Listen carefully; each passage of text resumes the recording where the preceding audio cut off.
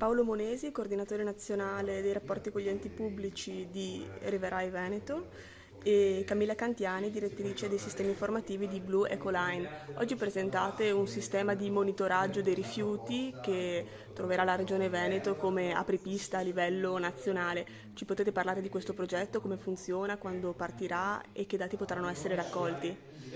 Sì, il progetto è già partito, abbiamo scelto 4 siti su 4 fiumi diversi veneti, sia per caratteristiche che per lunghezza e dimensioni. Abbiamo un sito sperimentale già avviato da oltre un anno a Ficcarolo, sul fiume Po.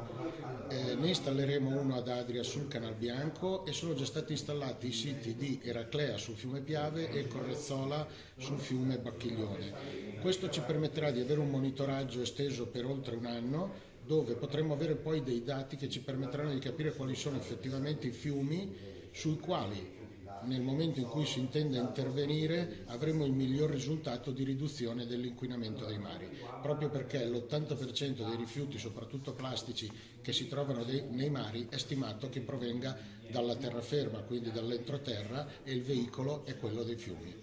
Mi rivolgo a Camilla Cantiani: come funziona effettivamente il sistema di monitoraggio di questi rifiuti?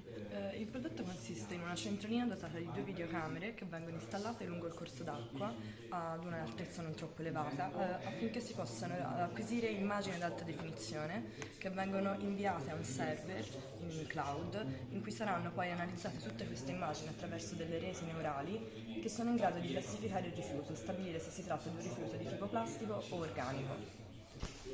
Assessore Bottaccin, abbiamo parlato adesso del monitoraggio di questi rifiuti. Che cosa avverrà dopo? Qual è il passo successivo?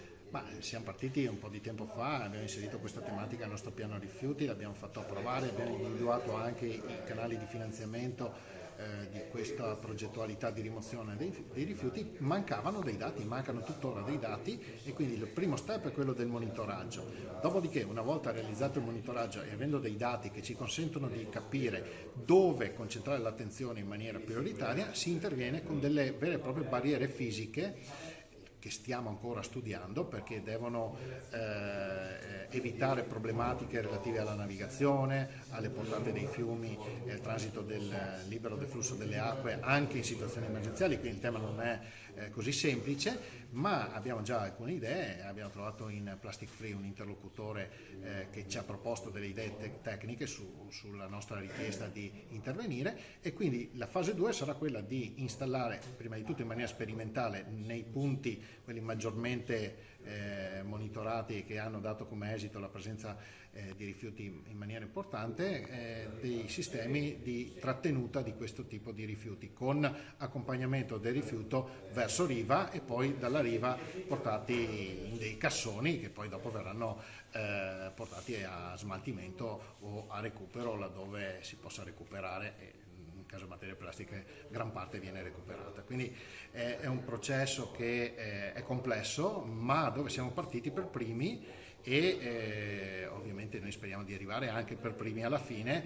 Però il fatto che ci siamo posti come intervento prioritario quello della rimozione dei rifiuti plastici credo che sia importante, perché poi dopo le microplastiche ce le ritroviamo nel pesce che mangiamo, e quindi direi che la conseguenza è assolutamente rilevante.